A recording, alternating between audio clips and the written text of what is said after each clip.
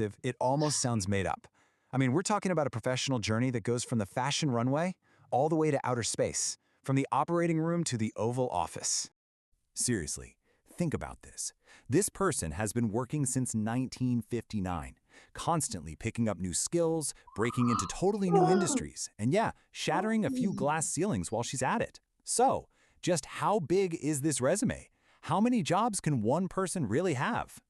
All right, get ready for this. According to Mattel, the people who would know, Barbie has had over 1,000 careers. Let me say that again, 1,000.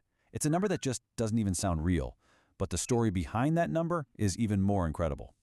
So here's how we're going to break it all down. First, we'll talk about what this infinite resume really is. Then we'll go back in time to the impossible idea that started everything. We'll look at Barbie's very first jobs, track her amazing career evolution, and finally, really dig into the Barbie legacy. An infinite resume. I mean, that's the perfect way to describe it. A true professional powerhouse.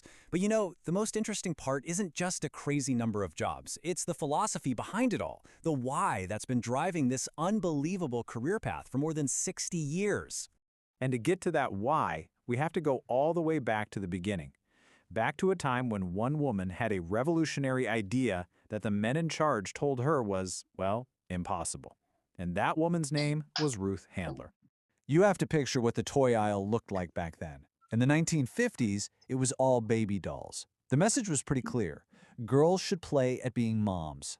But Ruth saw that her own daughter, Barbara, was playing differently. She loved her paper dolls of adult women, using them to act out future careers and grown-up lives. She wasn't just playing mommy, she was playing what if. So Ruth takes this amazing insight to the all-male design team at Mattel, the company she co-founded. And what was their reaction? They told her it was impossible, and nobody would ever buy a doll with a grown-up body. But hearing that word, it just made her more determined to prove every single one of them wrong. And this quote, this is everything. This is the core, the DNA of Barbie. It was never about just making a piece of plastic. It was about creating a blank canvas for a kid's imagination. My whole philosophy of Barbie was that through the doll, the little girl could be anything she wanted to be. That was the mission, and it became the blueprint for that 1,000-job resume. Okay, so you have this huge, powerful idea. How do you actually turn that into a toy? Let's look at Barbie's very first jobs, because this is where that foundation for a limitless future started, one groundbreaking career at a time. So in 1959, she comes out as a teenage fashion model. Okay, a safe start. Very stylish. But just look how quickly things evolved. 2 years later, she's a nurse. By 1963, she's a business executive. And then in 1965, an astronaut. Whoa.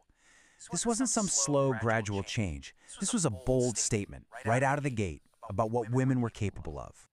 Now let this one really sink in.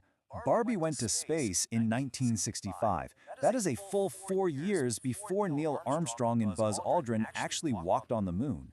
This one fact proves everything. She wasn't created to just reflect the world as it was. She was designed to show girls what was possible. She was meant to lead, not to follow. And of course, that kind of forward thinking just lit a fire under her career evolution.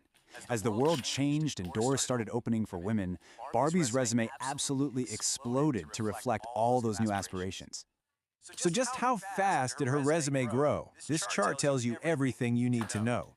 In the entire decade of the 1960s, she took on about 15 new careers. Now, jump forward to the 2010s. Look at that bar on the right. She added over 200 new jobs. That is not just growth, my friends. That is an explosion, right alongside the progress of women all over the world. And a huge part of that recent explosion has been in STEM. And this was completely on purpose, right?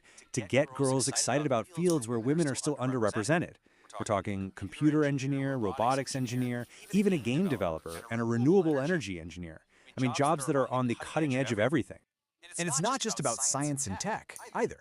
She has this long, amazing history in public service and leadership. She was a UNICEF ambassador way back in 1989. And get this, she first ran for president in 1992.